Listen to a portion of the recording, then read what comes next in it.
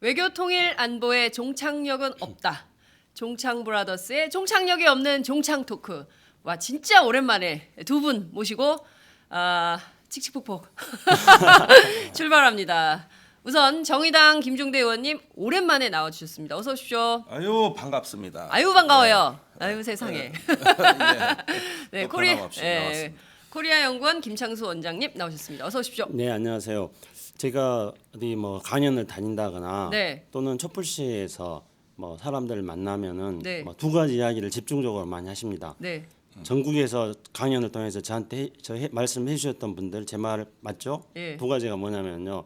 첫째, 야 우리 김창수 씨는 실물로 보니까 네. 팟짱에 나와서 방송으로 보이는 TV로 보는 것보다 훨씬 낫다. 네. 둘째, 목소리도 방송으로 듣는 것보다 훨씬 낫다. 갑자기 잡봉 모드네. 그 다음에 근데 이제 그거 그냥 하는 덕담이야. 아니 그 다음에 하는 이야기가 뭐냐면요. 예, 종창 브라더스는 김종대나 김창수나 따로따로 나와도 뭐 나름 컨텐츠가 있어서 괜찮지만은 그래도 종대랑 창수랑 둘이 나와야지 맛이지 이러더라고요. 아, 어디 갔다 오셨어요? 아니 저는 뭐 항상 공사가 다망한 사람이라서 이번에 중국 갔다 왔어요. 중국? 예. 지난번에 뭐 하와이 가더니 네. 그러니까 이제 미국에서 얻은 그 자료들이나 정보를 네. 좀 중국하고 대화할 만한 전략 개념으로 뽑아서 이걸 갖고 대화하고 싶다. 그런데 현지 가니까 네.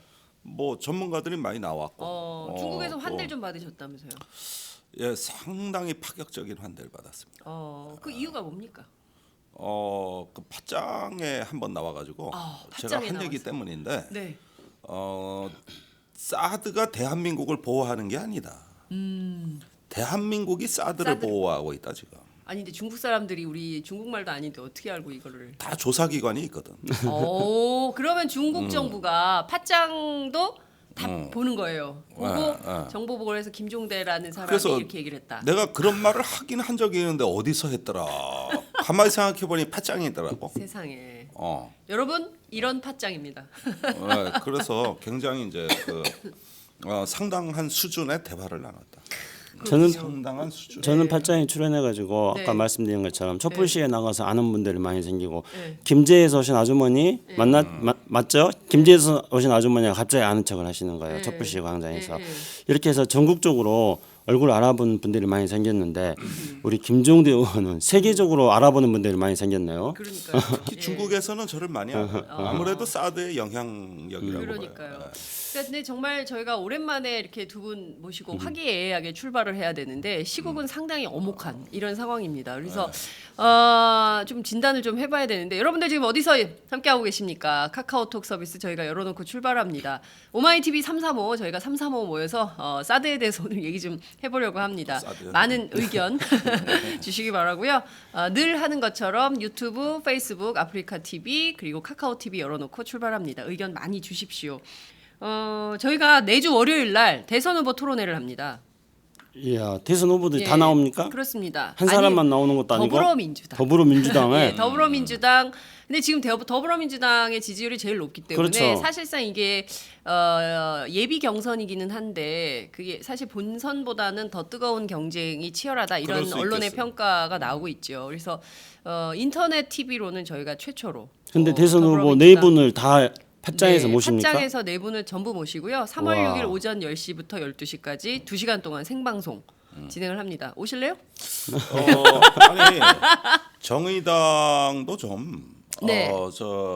언론에 너무 네. 푸대접 받고 있는데 그러니까요. 이것 좀 0.8% 개선 좀 해주세요. 네, 정의당 저희가 아마 그 심상정 대표께서 그런 말씀하셨어요. 오마이TV와 심상정의 동선이 100% 겹친다. 거의 아니, 동선을 같이 한다. 정의당도 심상정 대표만 후보인 게 아니라 또 다른 분도 경선을 해서 결정됐습니다. 결정됐어요. 결정됐습니다. 정의당의 끝났어요. 후보는 심상정 대표로 왜 이렇게 결정이 결정을 됐어요. 빨리 하신 거예요? 저도 미처 몰랐네요. 속도가 굉장히 네. 속도감 있게 진행을 네. 했어요. 정의당은. 맞습니다. 네, 저하여튼 저희가 3월 6일 오전 10시에 더불어민주당 대선 후보 토론회를 한다는 것 많은 관심 좀 가져달라는 말씀. 괜히 제가 뿌듯합니다. 뿌듯하세요? 예, 이렇게 대선 후보들을 불러 모아가지고 네. 방송을 하는 그 프로그램에 제가 출연하고 있다니까 저는 네. 괜히 뿌듯해집니다. 그게 아니라 김종대, 나중에 김창수가 그동안 2년 동안 출연을 했기 때문에 오늘날 대선 후보가 오는 거예요. 두 분이 출연을 해서 오늘날 이 프로그램을 이렇게 키워 놓으셨으니까 대선 후보들도 와서 하는 거죠. 두 근데 분이 안 대선 후보들은 키워놓으셨으면 저를 이 알아보지도 않는데요. 에이. 아니 그렇지 않아요. 대선 후보랑 대부분 친구잖아요. 안희정 후보 왜 그래? 대학 동창. 그러니까 에이, 아는 사람 다 아는데. 자, 여튼 여러분들 제가 홍보 말씀이 좀 길었습니다. 3월 6일 오전 10시 대선 후보 토론, 더불어민주당 대선 후보 토론 여러분 많이 사랑해 주시기 바랍니다. 본격적인 얘기를 좀 해보도록 하겠습니다. 오늘 아침 조간신문 보셨죠? 전부 중국이 한국 관광을 금지했다라는 보도가 일면 머릿 기사로 전부 나왔습니다. 자, 우선 중국 현지 소식. 왜냐하면 김종대 의원이요. 제가 알기로는 그제 밤 10시에 귀국하셨어요, 중국에서. 그렇죠. 네. 그리고 어제 하루 종일 의정 활동 때문에 바쁘셨고 언론에는 첫 출연이십니다. 중국에서 사드 얘기 듣고 온 거 오늘 대방출 첫날이에요. 여러분 주목해 주시기 바랍니다. 자, 지금부터 사드 대방출, 사드 정보 대방출, 중국 현지 보고 시작하도록 하겠습니다. 가장 긴박한 순간에 제가 그 중국에 가 있었던 거죠. 그러니까요. 근데 전 분명히 얘기했어요. 이 중국이 대국답지 못하다. 사드를 한국에 배치하는 건 미국인데 네. 가서 미국의 멱살이라도 좀 잡든가. 그렇지. 아니면 좀 강력하게 그짝하고 말이지. 진짜 이럴 거냐. 뭐 좀 세게 붙는 것도 아니고 그저 한국을 들들 볶아대. 왜 한국만 왜 그렇게 한국을 들들 볶아대는 말이야. 거기에다가 이 사드의 본질이 뭐냐면은 그 한미일 미사일 방어라 이게. 그러면 성주라는 딱 특정 한 지점의 사드만 문제 삼지 말고 이렇게 전략적으로 통합되는 이런 그 미국의 MD 지역 미사일 방어의 실체라고나 할까. 아니 이걸 타겟으로 해서 공격이 들어오면 되는 거지. 저기 뭐냐 일본의 엑스밴드 레이더 있고. 그다음에 당신들 저기 그 타이완에도 미국의 장거리 레이더가 있다는 사실 알고 있냐? 그것도 미국이 미사일 방어 자산으로 보고 있다 지금. 점점 통합이 높아지다 보면 그것까지도 통합이 된다. 봐라 이게 지금 아시아 각국에 그다음에 제일 그 업그레이드된 미사일 방어 시스템이 어디가 있는지 아냐? 인도에 가 있다 인도. 그다음에 일본하고는 지금 돈을 어마어마하게 같이 써가면서 미사일 요격 미사일 시스템을 같이 개발하고 있고. 그러면 이 많은 것 중에 한국은 하나의 구성 요소에 불과한 것이고 이건 따로 뚝 떼서 할 수 있는 게 아니라 다 연계돼 있는 건데 이런 미국의 대전략 그 자체. 그러니까 달을 가리키면은 달을 봐야지 왜 손가락을 보고 이 손가락이 이게 저 성주에 사드 하나인데 이것만 그냥 들들들들들들 볶아대는 말이지. 이거 좀 대국답지 못하지 않냐. 네. 물론 중국 측의 답변은 준비돼 있습니다. 뭡니까? 아니 그거는 저 그만큼 한국이 중요하기 때문이다. 근데 난 그 얘기 듣다 보니까 중국이 그래. 우리가 한국에 쏟아부은 정성이 얼마인데. 그러니까 왜 우리가 그 연애할 때 내가 그 뭐 맛있는 것도 사주고 저 예쁜 것도 이렇게 사주고 서로 관계 맺어놓은 게 얼마인데 하루 아침에 날 배신해. 한번 실제로 시진핑 주석이 박근혜 대통령한테 굉장히 많이 공을 들였죠. 많이 공을 그러니까 들었지. 그 성로 외교까지 거기까지 세웠잖아요. 그러니까 이게 어떤 그 변심한 애인에 대한 서운함 같은 집단 정서랄까 이런 감성이 존재하더라 이게. 그렇군요. 그러면서 온 언론 전문가들이 중국 정부가 왜 이렇게 한국에 미온적이냐고 다 성토를 하고 있어요. 그러니 중국 정부가 지금 난처한 지경에 내몰렸어요. 지금 중국에서 양회가 벌어지고 있습니다. 전국 인민대표자 회의하고 또 하나가 뭐더라? 두 개 회의. 정치협상 정치협상 회의. 그다음에 10월에는 또 전국 대의원 대회가 열립니다. 이게 이제 시진핑으로서는 차기 그 집권 연장을 위한 매우 중요한 징검다리들이에요. 이때 그 시진핑이 내외 비판에 직면한 게 바로 사드를 막아내지 못했다는 것이고 그다음에 한국의 공들이었는데 얻은 결과가 뭐냐 이런 시진핑에 대한 그 비난이거든요. 네. 이런 부분에서 본인의 위신을 세우기 위해서라도 한국에 뭘 해야 돼요. 그러니까 시진핑의 중국 국내 정치를 위해서라도 한국에 뭔가 압박을 해야 자기가 될 판이에요. 10월에 대의원 대회에서 자기 정권을 연장할 수 있는 일종의 이제 중간 선거라고 보면 됩니다. 그래서 시진핑이 공산당 총서기로 10년간의 임기인데 네. 이제 5년이 지금 마무리되고 이제 올 말에 이제 2기 임기가 이제 시작해야 되는데 네. 그때 시진핑에 대한 중간 평가를 할 거 아니에요. 네, 그러면 네. 중간 평가 중에서 우리 김종대 의원님 말씀하신 것처럼 한국에 사드 배치한 게 시진핑에 대한 중간 평가의 중요한 요소로 작용할 수 있습니다. 시진핑 입장에서는 박근혜 대통령하고 그렇게 공을 들여가지고 사드 배치에 대해서 반대한다는 이야기를 전달했습니다. 그리고 작년에 한미 양국이 사드 배치를 발표한 7월 8일 그 바로 직전에 또 한교안 총리 만나가지고 네. 시진핑 주석이 직접 사드 배치 안 된다 그랬는데 이건 뭐 바로 해버렸으니까 네. 시진핑 입장에서는 개무시 당한 거다 이렇게 생각하겠죠. 어쨌든지간에 김종대 의원이 한국에서만 할 말 다 하는 줄 알았는데 중국에 가서도 할 말 다 하셨네요. 예. 근데 이제 그 사실 김종대 의원이 말씀하신 게 우리가 중국에 대해서 할 수 있는 굉장히 중요한 이야기라고 생각합니다. 왜냐하면은 사드는 사실상 미국이 북한을 핑계로 해가지고 네. 대중국 견제용으로 한국에 배치하는 거지 않습니까? 네. 그래서 사드의 본질적인 문제는 미중 간의 문제입니다. 그래서 중국 입장에서도 미국과 관계 속에서 사드 문제를 해결할 수 있는 그런 노력을 하는 게 중국이 만약에 정말로 자기 스스로 말하는 땅덩어리 큰 대국이라 한다면 대국다운 처자인 거죠. 근데 중국이 뭐 한국을 뭐 어떻게 봤는지 자꾸 이제 한국에 대해서 지금 오늘 신문에 나온 것처럼 이제 중국 정부가 본격적으로 나서기 시작했습니다. 네. 그런데 이제 미국에 대해서는 중국이 또 다른 카드를 분명히 지금 준비를 하고 있어 보입니다. 그건 어떤 거냐면은 지금 바로 이제 1월 말에 중국의 2월 말이죠. 2월 말에 2월 27일에 중국의 외교를 총 책임지고 있는 사람이 공산당의 외교 담당 국무위원입니다. 양제스. 네. 그런데 이 외교 담당 국무위원이 이제 일본하고 관계를 풀 때도 이 사람이 핵심적인 역할을 합니다. 근데 이 사람이 미국으로 갔어요. 미국으로 가가지고 트럼프도 만났고 그리고 틸러슨 미 국무장관도 만났습니다. 네. 그리고 오는 7월경으로 일단 예상이 되는데 네. 그때 G20 정상회담이 독일에서 열립니다. 그러면 거기에서 트럼프와 시진핑이 만날 가능성이 있습니다.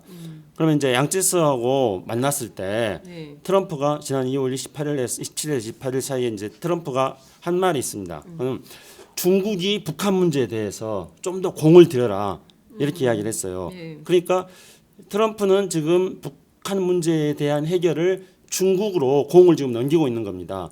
그러니까 트럼프가 중국 같은 경우는 그 트럼프가 중국에게 넘긴 공을 받아가지고 네. 이걸 어떤 식으로 한반도에 대한 요리를 할 것인가를 지금 중국은 생각하고 있습니다. 그래서 앞으로 미중 사이에서 네. 이제 그 북한 핵 문제를 비롯하여 사드 문제 이르기까지 뭔가 거대한 딜이 이루어질 가능성이 있습니다.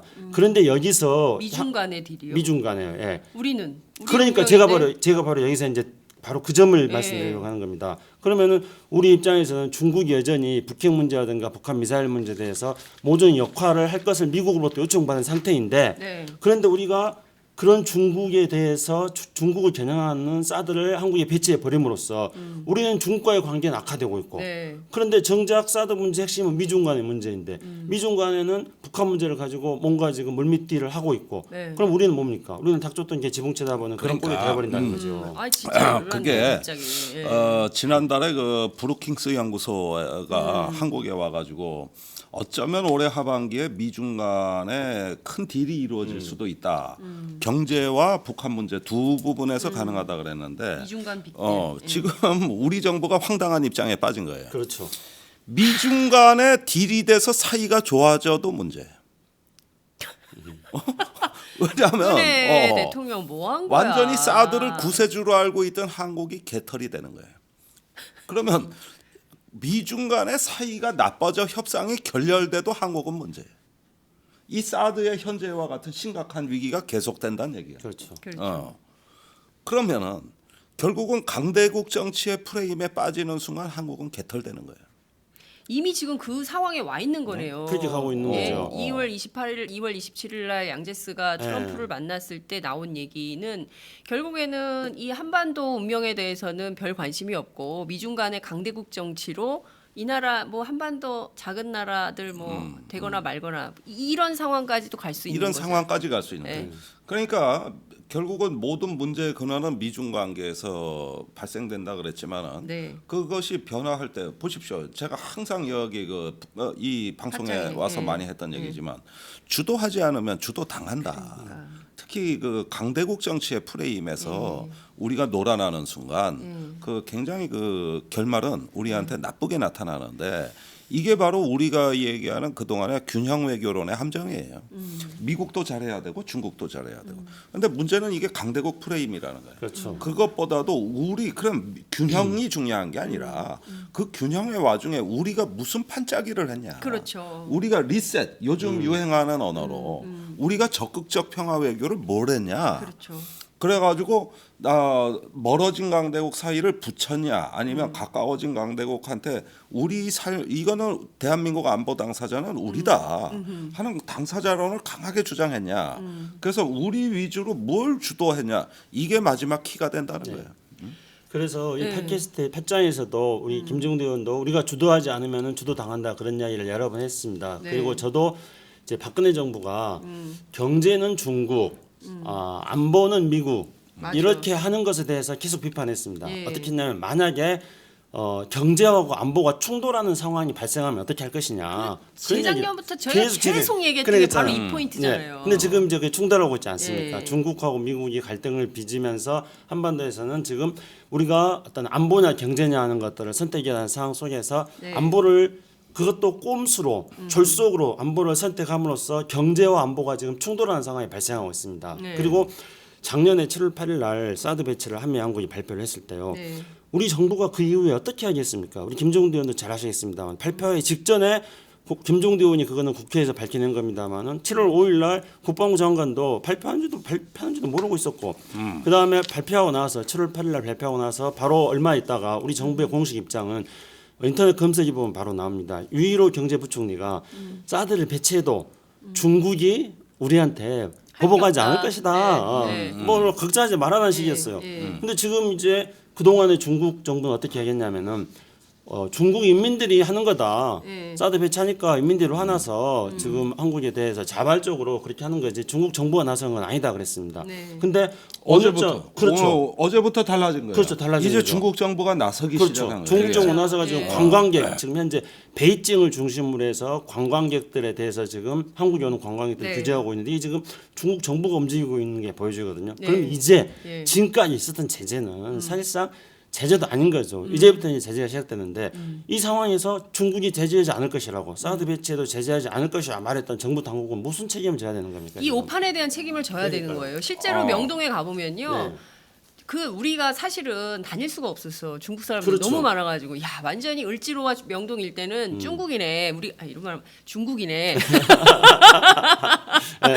그렇게 막 했단 말이에요. 네. 그런데 거의 없어요 사람들이. 근데 우리의 무역의 상당 부분을 사실은 중국에 의존하고 있잖아요. 그렇죠. 무역 이게 지금 25%고 관광의 50%입니다. 관광 안 오는 것만이 네. 문제가 아니에요. 화장품, 뭐 음식, 뭐 여러 가지 드라마, 뭐 상당히 많은 부분이 걸려 있어요. 이거 어떻게 해야 됩니까? 아니 김종대 의원님. 그래서 저는 중국이 이런 식으로 보복하는 거는 대국답지 못하다. 이건 뭐 이걸 중국 한복판에 가서 이야기할 수 있는 사람이 대한민국에 몇이나 될까? 그러니까 김종대밖에 없는 거예요. 이거 파격적인 대우를 해줄 때 나는 그렇게 응수를 네. 하면서 또 네. 이거는 그 미국의 태평양에 대한 국가 대전략이 문제의 본질인 것이지. 그런 대전략에 대한 통찰력 없이 왜 달을 안 보고 손가락을 보냐. 이런 식으로 하는데 정신없이 받아 적어. 그때는 위에 보고하겠다고. 중국 사람들이. 예. 그래서 내가 그 근거를 또 그 태평양사나 이런 데 가서 브리핑 받은 내용을 소개하면서 바로 중국에 관심 가져야 될 건 이거다. 이러면은 이제 뿅 가지. 그런데 그렇다 하더라도 제가 보기에는 말입니다. 이 정치인들이 중국에 가 자꾸 이 퍼포먼스 하러 좀 가시 좀 말고. 응? 뭔가 저기 정보를 전문적인 갖고 대화를 해가지고 중국뿐만 아니라 미국도 마찬가지입니다. 미국 방문도. 예. 가가지고 사진 찍기 바쁘고 이러면은 언론사 카메라 의식하느라고 제대로 할 얘기를 못 하고 온단 말이에요. 나같이 다녀와야 돼. 그러니까 내가 뭔 얘기하다 이 얘기한 거야. 그 저기 깔때기가 엄청 늘었네. 깔때기 하다가 안 보이는 사이에. 깔때기 하다가 샜어 지금. 그러니까. 근데 제가 하려 그랬어 내가. 제가 잠깐 한 가지만 더 덧붙이면요. 네. 그러니까 지금 이제 유일호 경제부총리가 이 얘기야. 그렇죠. 작년에 사드 보복 중국으로부터 없다 이렇게 말했는데요. 이게 얼마나 아니란 판단이냐면은 중국은 이미 일본하고 센카쿠 문제를 가지고 분쟁이 일어났을 때 그럴 때 일본에 대한 히토류 수출을 전면적으로 금지해 버렸습니다. 그리고 중국은 어떤 유럽 이제 북구 국가들하고 관계 속에서 어떤 마찰 같은 것들이 생기면은 무슨 뭐 연어 수입을 금지해 버린다 뭐 어쩐다 이런 식으로 경제 보복 조치를 취했습니다. 그러니까 그거를 지금 오늘 언론 같은 것들을 잘 살펴보면은 그러니까 중국이 WTO라든가 이런 국제 무역 질서에 대해서 그렇게 익숙하지 않는 나라이기 때문에 그동안에 자신들의 정치적 목적을 달성하기 위해서는 경제적 수단을 마음껏 이용해 가지고 압박을 넣었던 것들이 여러 차례 있었거든요. 근데도 불구하고 우리 정부는 뭐 중국이 그럴 리 없다 이렇게 아니라 했던 겁니다. 그래서 다시 이런 것들에 대해서 환기시키면서 김정도 의원이 이제 할 말 생각났어요? 그러니까 그 경제 제재라는 건 원래 해서는 안 되는 겁니다. 이건 안보 문제는 안보 문제로 풀어야 되는 거예요. 사실 러시아 같은 경우는 상대하기가 쉬워요. 성주에 사드 배치한다. 그래? 우리 핵미사일 극동으로 이동시켜서 성주 때릴 거야. 심플해. 그런데 중국은 뭘 하겠다는 건지 이게 뭐 섭섭하다는 얘기도 하고 또 뭐 중한 관계 우위도 얘기하고 그러니까 뭔가 겁은 계속 주는데 이게 뭐를 어떻게 하겠다는 건지 감이 안 잡혔어요. 그러니까 에이 저러다 만다 이렇게 또 우리는 안이하게 봤던 것이죠. 그런데 그 중국 정부가 이제 직접 나서서 하는 거는 중국은 제재라고 안 하고 그러니까 우리말로 하면 뭐라 그래야 돼? 일종의 준법 투쟁. 준법 투쟁. 법대로 한다 이거예요. 그렇지. 법대로 한다. 이런 정도였는데도 아니, 우리가 이게 타격이 심하고. 명분이 없어요. 이를테면은 한국 그러니까 그 중국 정부가 이를테면 중국의 관광 업체들 불러놓고 야 니네 이제 한국에 관광 보내지 마 관광객 금지야라고 하면서 명분이 특별하게 없어요. 사드 때문이다 그러면 확 그렇게 말을 하든지 그것도 또 아니었거든요. 아니 그러니까 이 점에 어떤 중국의 독특함이 있어요. 네. 제가 이렇게 보니까 무언가 세게 한번 그냥 귀싸대기라도 올리고 싶은데 차마 그러기는 어렵고 그럴 때 그냥 툭툭 내뱉듯이 이렇게 상대방한테 좀 견제하듯이 하면서 실제 행동도 그렇게 나오고 있어요. 물론 이거는 상황이 더 심각해지면은 이제 그때부터는 달라집니다. 그런데 지금까지 중국을 보십시오. 저 한때 냉전 시대 때 중국이 그나마 가까웠던 게 이제 미국과 수교하고 그 다음이 일본이었습니다. 한때 일본하고 중국이 딱 붙어 있지 않았어요. 또 필리핀이 그랬지 않습니까? 그 동남아 국가들하고는 또 다 관계망을 형성하고 있었고 그런데 중국이 가만히 보니까 일본 떨어져 나갔고 필리핀 최근에 떨어져 나갔고 그 미군 기지 8군데 줘버렸잖아요. 재작년에 2014년에 그러면서 필리핀 저래 떨어져 나갔고 베트남 떨어져 나갔고 한국까지 떨어져 나가는 거야. 가만히 생각을 해보니까 중국 입장에서는 그런데 이렇듯이 중국이 자꾸 포위되고 있다. 이 주변에 미국의 어떤 그 협력국들에 의해서 중국을 압박하는 방향으로 포위하고 있다. 근데 한반도는 마지막 보루로 봤던 곳이죠. 여기는 핵심 이익이 있는 곳이기 때문에 중국이 특별히 좀 공을 많이 들여서 그래도 한국은 좀 묶어두자 이거였거든. 그래가지고 천안문 성로까지 박근혜 대통령을 데려간 거거든. 네. 그런데 미국이 딱 개입해가지고 어느 날 그런 한국에 대해 소리 버럭 지르면서 당신 누구들 편이야? 중국화되는 거야? 이런 식으로 이제 다가오니까 또 그리 가서 한국이 이제는 붙었단 그렇죠. 말이야. 그게 이제 한국 정부의 그리고 그때 아마 기억나실 겁니다. 김무성이 미국과 뭐라 그랬습니까? 그때 당 대표 할 때, 중국은 아니라 그랬어요. 아예 노골적으로. 네. 아예 중국은 아니다. 김무성 대표는 정치적으로 잊혀져가지고 무슨 그러니까 일을 그때 기억도 안 나네. 아니 그러니까 이 정치인들 새누리당 진짜 카메라에서 멀어지면 멀어지니까 잊혀져. 발언도 그리고, 잊혀지네. 예. 저기 주한미군 사령관 가서 업어준 거 아니야. 그러니까. 예. 그러니까 언제서 기억나? 맞다. 그 사진이 기억나네. 뭔 기자들이 이렇게 기억력이 없어. 그런데 네. 이 새누리당 정권을 보면 참 재밌는 정권이에요. 예. 중국 가면 친중파가 돼서 돌아와. 다음 달에 미국 가면 친미파가 돼서 돌아와. 일본 가면 그 다음 달에 일본 가면 친일파가 돼서 돌아와. 그리고 원래 친일파들이었어. 그렇게 보면 이 정권이 요리 갖다 붓고 조리 갖다 붓고 하는데 이게 국제사회에서 제일 밉살스러운 짓거리입니다. 그래서 오늘날 주변국으로부터 다 견제받는 나라가 된 겁니다. 대한민국이. 일본하고 관계가 좋습니까? 중국하고 좋습니까? 요즘은 뭐 이제 저기 트럼프 해서 또 미국하고는 또 붙어 있지만 네. 이것도 언제까지 가겠어요? 그러니까 이게 보면은 그 주변국으로부터 바람 피는 나라, 저기 변심하는 나라 이런 근데 식으로 지켜버리는 겁니다 이게. 지금 이제 한국 정부가 외교적으로 잘못한 것은 너무나 많기 때문에 지금 뭐 박근혜 정부에서 했던 일들을 다 종합하면은 뭐 이 손가락으로 세기도 어려운 이런 상황인데 중요한 포인트는 이 사드 때문에 지금 성주에서는 이제 할머님들이 이 노인들이 사는 작은 동네라고 우습게 하는 거야. 이제 이렇게 알고 반대를 하고 계시는 초전면이죠. 거고. 그리고 이제 그 작은 마을에 막 저기 뭐 경찰들 경력이 막 1,000명 이상이 깔리고 이러니까 이제 겁도 나시고 뭐 이런 상황이에요. 그러니까 일종의 분쟁 지역화할 수 있는 위험이 굉장히 높은데 다 떠나서 앞서 말씀 주신 대로 미중 간의 강대국 간의 일종의 빅딜이 성사된다면 우리는 그야말로 찍소리 한번 못 해보고 그 결정에 따라가야 되는 운명이 되는 이런 상황인 자, 건데 그러면서- 중국에서 두 분 누구 먼저 말씀하시겠어요? 잠깐만요. 네. 그렇게 되면서 네. 그러니까 이제 우리가 안을 수밖에 없는 우리의 치명적인 문제가 뭐가 있냐면요. 네. 우리는 주변 국가들을 악마 만들기를 하는 그런 결과를 낳게 된다는 겁니다. 그러니까 이미 사드 지금 때문에 이미 이제 지금 현재 북한은 악마가 됐지 않았습니까? 그래서 북한과 관련돼서 뭐 조금만 말하면은 전부 다 온통 뭐 종편이든 뭐 보수 언론이든 나서 가지고 물어뜯기 급급합니다. 중국은 북한이 악마가 됐어요. 이제 중국을 지금 이제 악마 만들기를 하고 있습니다. 일본과의 관계에서는 우리 반일 감정 또 일본의 반항 감정 지금 극한 상태에 있습니다. 네. 현재 사드 문제가 이대로 계속 가면은 이제 어떤 문제가 생기냐면은 중국에서 반항 감정이 계속 생기게 돼 있습니다. 왜 그러냐면은 김종대 의원께서 말씀하셨는데 그 재작년 2015년에 뭐 시진핑 입장에서는 박근혜 대통령을 천안문 성노예까지 이렇게 올리는 극진한 대우를 했다 이렇게 생각합니다. 근데 그 전에도 중국에서 박근혜 대통령의 자서전은 베스트셀러가 됐습니다. 그리고 박근혜 대통령이 대통령 되고 나서 시진핑 주석하고 둘이 처음 만났을 때 두 사람이 어떤 걸 이야기하냐면은 박근혜 대통령이 그 안중근 의사가 또 유럽을 저격한 하얼빈에다가 그 자리에다가 표지석을 하나 설치해달라 그렇게 이야기했습니다. 그랬더니 시진핑 주석이 거기다가 기념관을 지어버렸어요.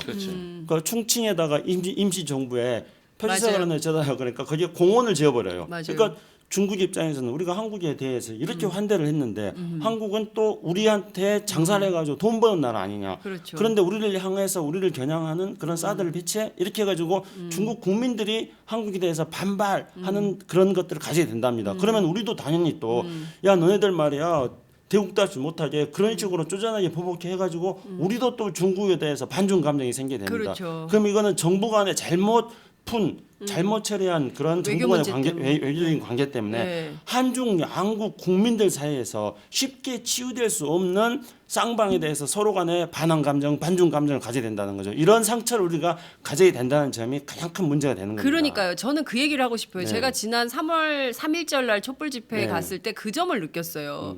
정치인들이 정치를 잘못해가지고 그야말로 차벽으로 국민을 두 개 국민으로 나눴어요. 그리고 알 수는 없지만 계속 싸우게 만드는 거예요.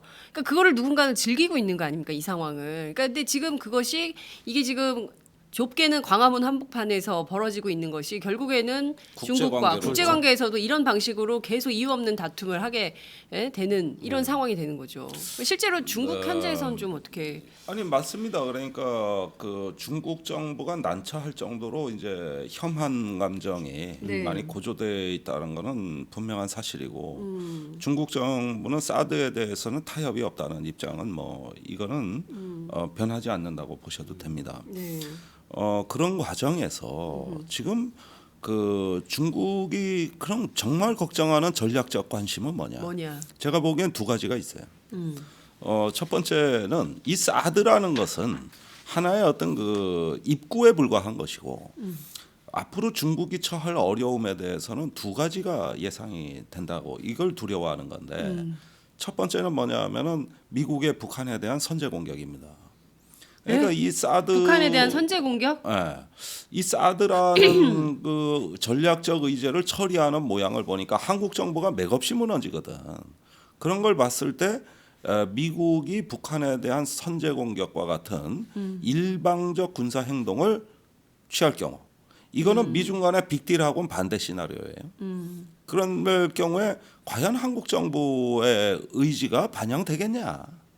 한국 정부는 미국이 하자 그러면은 결국은 따라갈 수밖에 없다. 자, 그다음에 두 번째, 어쨌든 미국이 북한을 공격한다 그러면 중국은 반대하고 나설 수밖에 없는 나라이기 때문에 이런 부분들. 그다음에 두 번째는 뭐냐? 그렇게 해서 북한이 쑥대밭이 되는 날이면 우선 남한이 망하고 그럼 여기 그냥 그다음에 중국이 여기 최순실이 치명타인데. 얘기했잖아. 불리하나 우린 다 죽어. 다 그런데 죽는 거야. 여기 오늘 서울신문에 나온 거 보십시오. 북무장 탈영병 6명 또 집단 탈북 이래 돼 있어요. 네. 자, 이게 지금 왜 저 아주 경천동지할 기겁할 뉴스냐 하면은 유럽을 보십시오. 시리아 난민 때문에 유럽이 어떻게 됐어요? 쑥대밭이 됐죠. 초토화가 됐죠. 됐죠. 그 비무장의 난민들 때문에 유럽이 완전히 지금 저기 그 통합의 정신이 다 훼손될 판이에요. 20년간 추구해왔던 유럽 통합이 깨지게 생겼어요. 그런데 시리아 난민은 민간 비무장의 평화적 난민입니다. 그런데 북한에서 넘어오는 난민은 어떻겠어요? 여기 무장 탈영병 6명이 이번에 저기 지금 중국을 휘젓고 다녀가지고 이 난리가 났어 지금. 그런데 무장의 수준이 높아요. 그다음에 1,300km가 만주 한만 국경입니다. 그런데 이건 불변의 지정학이에요. 옛날에 임진왜란 때 명나라 군대가 왜 조선에 왔느냐? 조총을 가진 일본 군대가 만주 벌판 옥수수밭 해집고 다니면 이거 어떻게 방어해? 빨리 조선 가서 미리 때려. 이거였다고. 그다음에 한국 전쟁 때 어때? 또 일본 군대가 와가지고 이거 또 뭐 그러면 어떻게 돼? 평양 원산 거리가 300km예요. 그런데 한만 국경은 1,300km예요. 어서 막는 게 유리하겠어. 평양 가서 그러니까 막아야지. 미군이 평양선을 넘으면 개입한다. 이래가지고 마오쩌둥이 그 참모들 반대를 무릅쓰고 개입한 거 아니에요. 중국은 절대 자기네 나라에선 전쟁 안 해. 절대로 이게 강대국의 특권이야. 나가서 해. 그러면 그게 한반도인데 그러면은 보라. 만약에 한반도가 불안정해져 가지고 이제 미군의 공격설이 나오고 그러면서 저 난민이라도 넘어오면 그 넓은 국경을 어떻게 방어해? 트럼프도 멕시코 국경 방어 못해 저 난리인데 중국이 어떻게 이걸 방어해? 그러면 동북 성은 완전히 초토화가 되는 겁니다. 자, 이게 우선 그러니까 이걸 막아야 돼. 그러다 보니까 사드나 이런 전략적 의제가 왜 한반도에서 특별히 예민하냐? 중국 입장에서 이게 사드가 일본에 배치되는 게 아니라 지금 한국에 배치됐기 때문에 이 난리가 나는 거란 말입니다. 그렇지 않습니까? 그렇죠. 그렇다면은 이 한반도에 대한 지정학적 관심은 우리가 중차대하다. 한반도의 안정은 우리의 핵심 이익 중에 핵심 이익이다. 이런 생각으로 공을 들여왔다 이 얘기예요 지금까지. 그렇다고 이제 미국 말대로 북한을 그럼 제재해서 핵무기 포기시키면 될 거 아니냐. 그러니까 아니 그러면 1,300km 국경 놔두고 북한을 봉쇄해서 적대 국가로 만들면 중국이 하루들 잠이 제대로 오냐 이 얘기지. 근데 중요한 것은 정말 북한에 대한 선제 공격을 트럼프가 할까? 이런 고민이 좀 드는데 김창수 원장님 선제 공격론은 미국의 의회나 미국의 전문가들이 하는 이야기입니다. 싱크탱크 같은 데서요. 그래서 미국의 뭐 정부에서 직접 그런 건 아니고 미국의 이제 국방부 장관 인준 청문회에서 미국 상원 외교위원장도 뭐 선제 공격 불사하지 말아야 된다. 선제 공격도 감수해야 된다. 뭐 이런 식의 이제 질문을 하고 그랬습니다. 근데 재밌는 거는 tillerson 미 국무장관이라든가 이런 사람들이 이제 이야기를 할 때 모든 옵션들이 테이블 위에 있다 이렇게 말합니다. 그러면서 모든 옵션에는 군사적 공격부터 외교적 수단까지 다 사용할 수 있다 이렇게 말했어요. 근데 우리 언론에는 이런 군사적 수단을 사용할 수 있다는 것만 보도되고 있습니다. 한국 언론에. 예, 한국 언론은요. 예. 그렇기 때문에 선제 공격 이야기만 집중적으로 보도되고 있습니다. 근데 외교적 수단도 사용하겠다 그랬어요. 네. 그리고 정말 흥미로운 거는 북한에서 사고를 치니까 그러니까 2월 12일 날 북한이 북극성 뭐 이형이라는 네. 그런 뭐 또 듣보잡 같은 무슨 미사일 하나 쐈지 않았습니까? 네. 그리고 2월 13일 날 김정남 암살이 있었죠. 이루어졌고요. 예. 그러니까 미국에서 지금 아직 그 출범한 지 이제 시작 얼마 되지도 않는 네. 그런 미국의 트럼프 정부가 2월 15일 날 최근에 지금 월스트리트 저널에 의해서 소개된 겁니다. 네. 2월 15일 날 백악관 NSC의 부보좌관이 외교부, 미국의 국무부, 국방부 관련 한반도 관련된 사람들을 긴급하게 소집한 회의를 했다 그럽니다. 네. 그래서 그 회의에서 논의됐던 것들은 네. 한반도 정책에 대해서 네. 근본적으로 재검토하자. 그렇게 해서 근본적으로 재검토는 군사적 옵션에서부터 시작해가지고 북한을 핵 국가로 인정해 주는 것까지를 포함한 모든 옵션을 다시 검토하자. 이렇게 이야기를 했다 그럽니다. 그리고 나서 트럼프는 지금 그저께 또 이야기는 뭐 북한은 완전히 북한의 미사일 위협은 미국의 가장 큰 위협이다 이렇게 말하면서요. 네.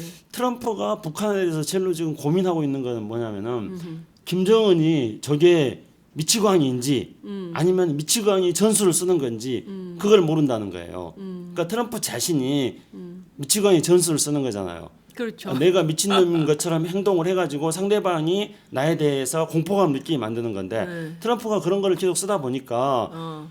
북한도 김정은도 혹시나 그런 걸 쓰는 것인지 아 아니면 제가 진짜로 나랑 미친 똑같은 건지. 전술을 쓰는 건지 진짜 미친 건지 그거는 지금 이거 좀 이제 확인을 해봐야 되겠는데. 그런데 중국 학자들은 네. 김정은보다 트럼프가 약간 더 미쳤다.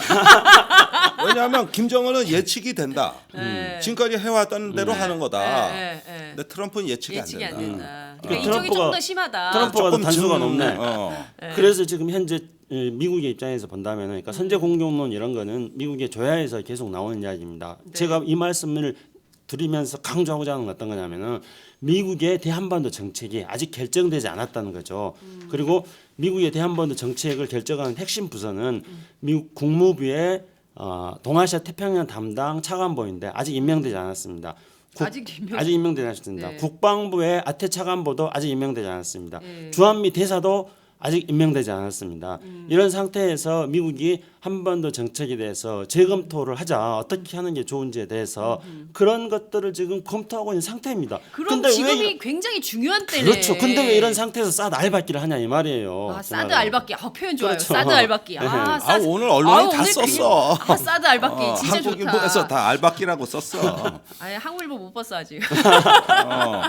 아니 자, 근데 이렇게 중요한 때에 정말 우리가 외교 전술로 그렇죠. 핸드폰 꺼주세요. 김종대 의원 핸드폰을 핸드폰입니다. 꺼. 내 핸드폰 아닙니다. 일단 살짝 오늘- 발뺌. 네, 오늘은 김종대 핸드폰입니다. 오늘은 김창수 핸드폰 아닙니다.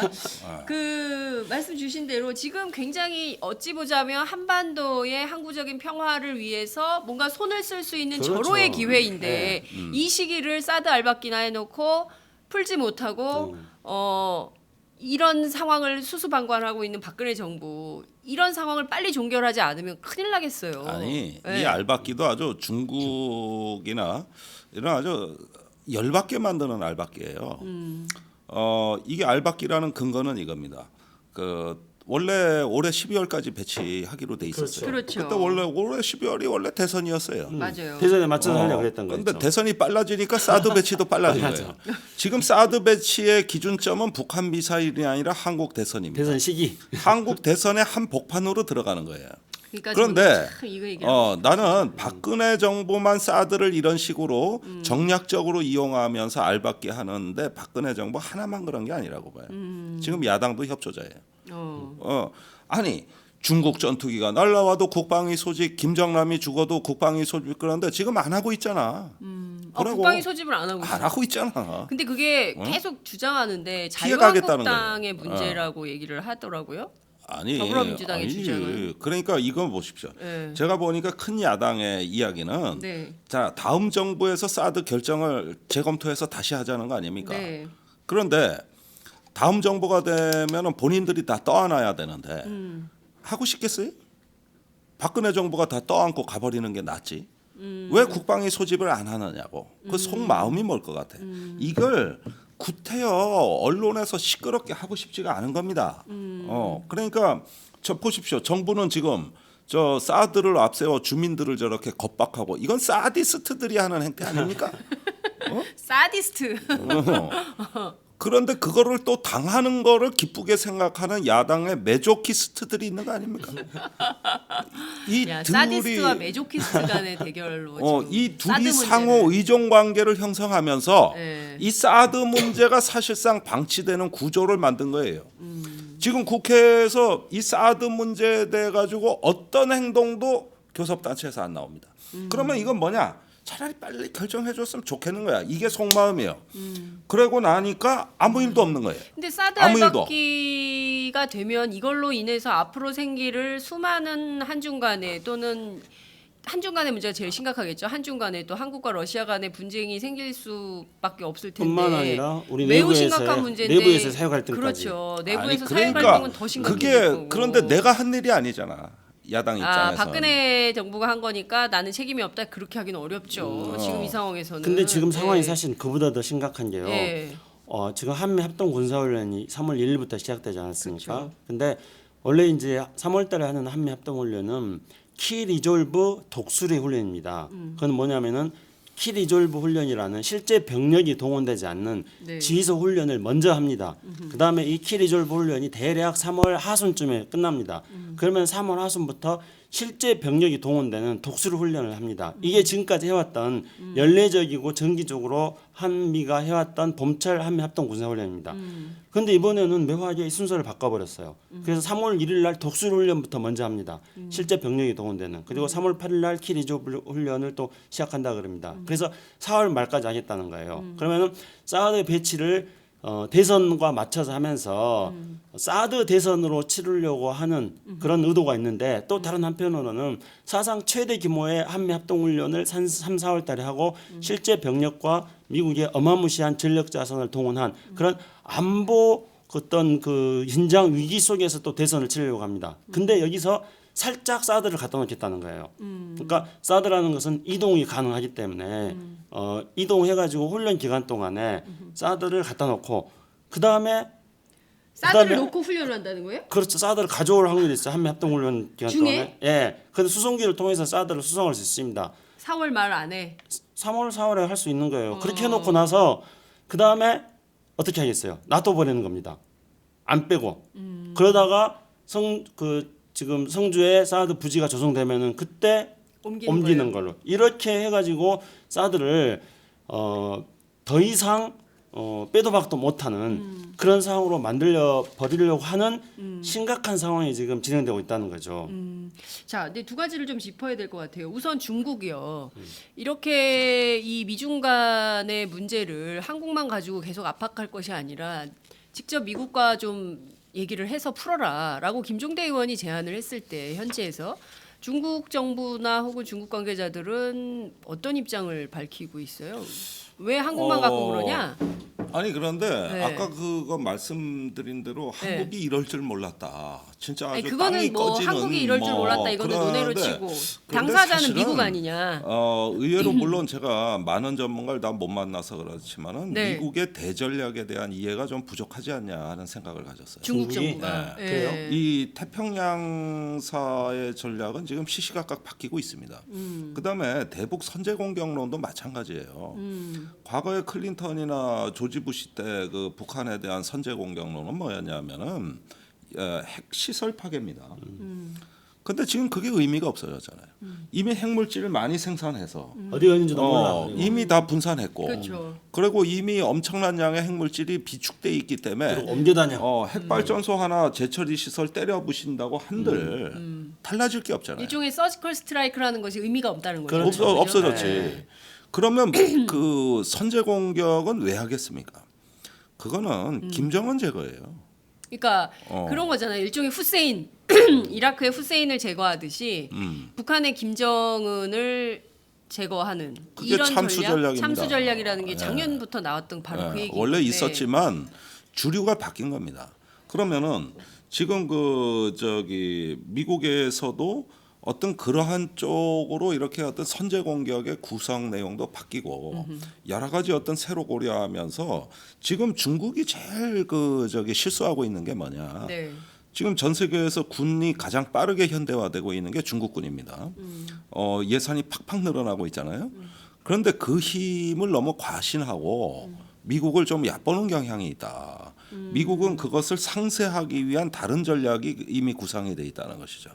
그런 것들을 자꾸 새로운 비대칭적 방식으로 해가지고 이런 중국의 무력 반접근 거부 전략을 상쇄시키기 위한 공세적인 군사 전략이 준비되고 있다는 거고 이건 미국 군부가 가장 강경하고 트럼프가 다른 건 다 미국 우선주의를 외치는데 태평양에서의 만큼은 오바마의 군사 정책을 답습하고 있다.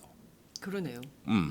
그러니까 이런 부분들은 결국은 중국의 A2AD 반접근이라는 그 중국의 군사 전략을 최대한 빠른 시간 안에 무력화하겠다는 기본 전제하에서 다 나온 거라는 거예요. 그런데 자칫 이런 흐름들에 대해 가지고 중국이 너무 자국의 민족주의적인 감정 때문에 이 판을 제대로 못 읽으면 안 된다. 이제 이런 이야기고 그렇게 보면은 중국이 지금 해야 될 일은 미국의 대전략 그 자체를 견제하면서 이런 부분에서 어떻게 안정을 이룰 것인가 하는 어떤 합리적 공공재를 내놔야 될 거 아니냐 이거지. 근데 자 지금 그럼 미중 간의 빅딜로 한반도 문제가 해결될 가능성은 어느 정도나 있다고 보세요? 아직까지는 네.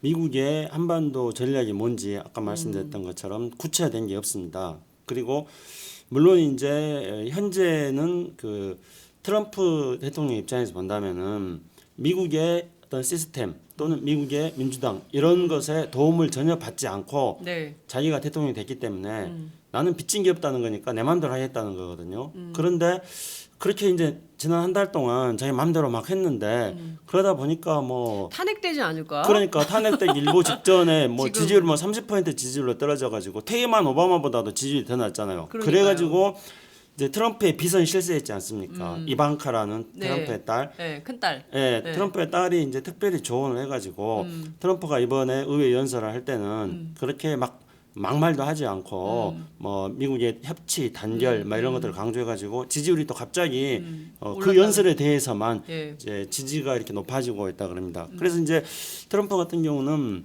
그런 식으로 자기가 그동안에 이제 맡겼던 정책들을 조금 바꿔나가고 있긴 합니다만은 어쨌든 트럼프는 북한에 대해서 어떻게 해야 될지 북한이 위험하다고는 지금 트럼프가 인식하고 있지만은 어떤 네. 정책을 해야 될지가 아직 정해지지 않은 상태입니다. 이런 상태에서 미중 간에는 지금 빅딜을 위한 준비 작업들이 진행되고 있거든요. 예를 들어 본다면은 아까도 말씀드렸던 것처럼 지금 이제 양제츠 중국의 국무위원이 가가지고 미국하고 뭔가 지금 사전에 큰 것을 하기 위한 포석을 놓고 있는 겁니다. 그 과정에서는 북한 문제 역시 하나의 어떤 거래의 수단이 되고 있는 거죠. 그리고 한 7월 경까지 미중 정상회담을 준비하고 있습니다. 그러면은 한 4, 5월 달쯤에는 미국의 한반도 정책이 정해질 겁니다. 그러면은 그쯤에서는 늦어도 6월 달까지는 미국 국무부의 동아태 차관보가 정해질 거, 국회 인준을 받을 거고요. 그러면은 7월 달에 미국하고 중국하고 정상회담을 하면은 그 무렵에는 미중 간의 무역 문제를 비롯하여 그게 제일 중요한 문제일 테니까 네. 무역 문제를 비롯하여 이 북한 핵 문제, 그 다음에 남중국해에서의 어떤 분쟁 문제 이런 것들이 중요한 의제가 될 겁니다. 그래서 지금은 어떤 미중 간의 빅딜을 할 거다 안 할 거다 뭐 이런 것들을 단정적으로 말하기 이런 상태입니다. 하지만 현재 흐름을 놓고 본다면은 분명한 거는 아직 뭔지 불확실한 상태에서 네. 우리가 먼저 이렇게 사드 알바키 같은 것들을 해버릴 필요는 전혀 없는 상황이라는 거죠. 자, 근데 그나저나 김종대 의원님 말씀처럼 그리고 또 우리 그 김창수 원장님 말씀처럼 사드 대선을 치르려고 하는 목적이나 목표 의식이 박근혜 정부에 있다고 한다면 결국에는 안보 불안을 야기시켜서 혼란한 가운데 조금이라도 보수 진영에 유리한 선거를 하려고 국내 정치에 활용을 하려고 그러는 거 아니겠어요? 사드를 그죠? 근데 이 문제에 대해서는 많은 국민들이 비판하고 있고 한반도 평화를 위해서는 부적절한 거다라고 보는 분들도 있어요. 일단 몇 가지 구성 요소를 보겠습니다. 그 트럼프 대통령이 네. 또다시 북한에 대한 선제 공격 등 여러 가지 옵션을 거론하고 유달리 강력한 메시지를 지금 발신하고 있습니다. 이거는 이제 김정남 암살 사건과 덧붙이고 또 독수리 훈련, 키리졸브 독수리 훈련과 덧붙여지면서 급격한 시너지 효과를 냅니다. 지금 올해 키리졸브 훈련에 이제 칼 빈슨 항공모함이 오고 최초로 F-35 B형 그 스텔스 전투기가 출동이 된다는 것이죠. 그러면서 전략 자산이 이제 속속 한반도에 집결하는 이미지를 창출해내면서 김정은 참수 작전에 대한 그 필요성을 한껏 고조시킨다. 이런 와중에서 이제 사드 배치는 돌이킬 수 없는 기정사실로 굳어지면서 점차로 그 수위를 높여나간다. 이게 대략 대선을 우리가 5월 중순경으로 봤을 때 이때까지가 가장 절정기에 달한다고 봐야 됩니다. 우선 시기적으로 3, 4월 전국과 거의 그 대선 전국과 사실상 겹쳐 있다고 봐야 되겠습니다. 그러면서 이제 5월 달에 중국하고는 극한 대결을 불사하는 어떤 외교에서의 심각한 긴장이 초래된다. 문제는 이 지형에서 치루어지는 19대 대통령 선거가 네. 과연 이 안보 이슈를 감당할 만큼 준비가 돼 있느냐. 이게 이제 관심사가 되는 것이죠. 그렇죠. 그런데 조금 지금 야권의 지도자들이 좀 정신을 차려야 되겠고 제가 보기에는 네. 이런 부분을 대해서 공동으로 논의하기 위한 협의 기구가 전 있어야 된다고 봐요. 왜 그러냐? 야권의 그 안보를 위한 야권의 공조. 공동 협의, 공조, 야권 공조에 예. 그 대선 후보 간의 공조가 될 수밖에 없습니다. 지금은 정당 간의 공조는 다 깨진 거예요. 지금은 대선 후보 간의 공조밖에 없어요. 그런 어떤 차원에서의 어떤 한반도 평화를 위한 야권의 어떤 그 컨센서스를 만들어낼 수 있느냐.